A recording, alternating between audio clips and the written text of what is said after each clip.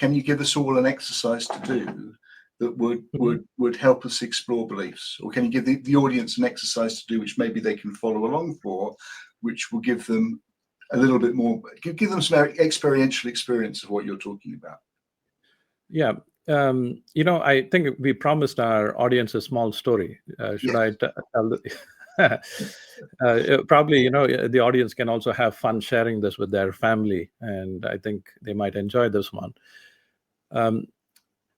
In the deserts of the African Sahara, there was a lion which was really majestic.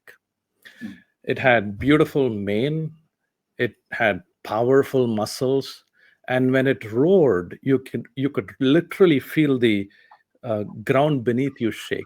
It was so powerful. And you could feel that the king was there. The king was there. You felt it if you were in the jungle. Now, as time passes, something unfortunate happens. There is a famine, and then there is a drought. And the lion is not able to find food, and it's not able to find water. And this goes on for weeks. Eventually, the lion loses all of its muscle. It loses its hair. It becomes weak, sickly, unable to walk. You could even see its rib cage through its skin. And as it slowly pulls itself through the savannah, it hears something interesting. It hears a trickle of water. And then it says, wow, perhaps there is a stream, there is a lake somewhere here, and I could go and save myself. So it manages to pull itself. It goes to the water, and as it dips its head to drink from the lake, it stops. And it slowly starts stepping back because it's seen something in the water, and it gives the lion chills.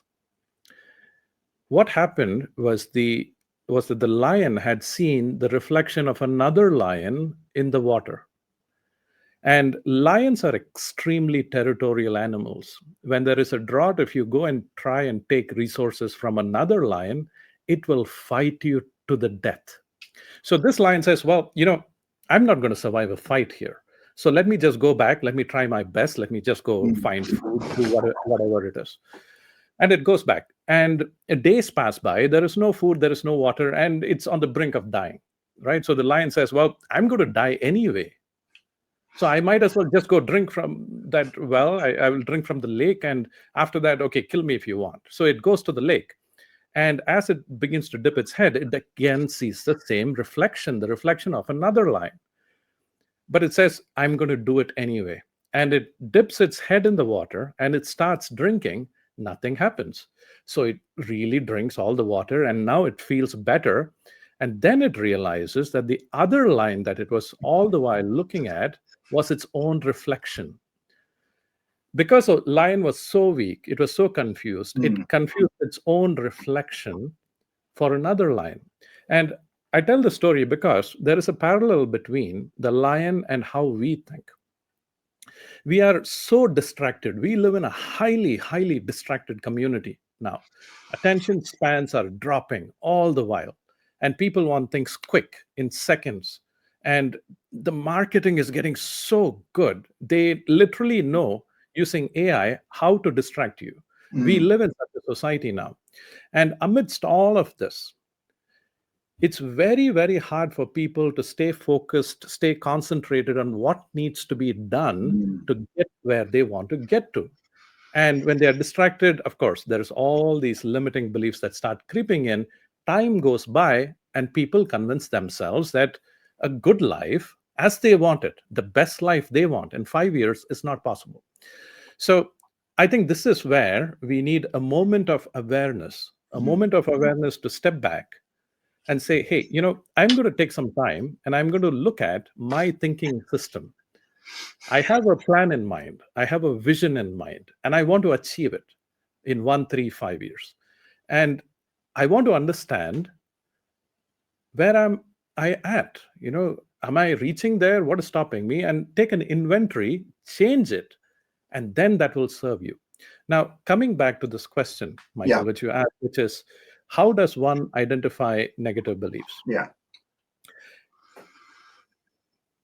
again, it becomes very important because think of each belief as a thread. Yeah, there is a thread. Each belief is a thread, and throughout your life, you have picked up all these beliefs, and it's formed this intricate tapestry. And if you look at each of the threads, it's really hard to tell. There are so many beliefs. Where am I going to start? A good place to start is to look at four areas. Health, wealth, relationships, and purpose. These are four big areas that everybody has interest in. And you can, because we are on LinkedIn, well, this is people want career, and that's where the money is. Let's think about career. Think about a vision 1, 3, 5 years from now. Let's look at a 5-year vision, for example. Where do you want to be? Not just, well, I will logically be here. Where would you ideally want to be? And as you think about that, you may look at how you feel about it. Is there any kind of resistance? Do you feel anxious, uncertain? Is there something stopping you? Is there something blocking you? These are some things you may want to think about.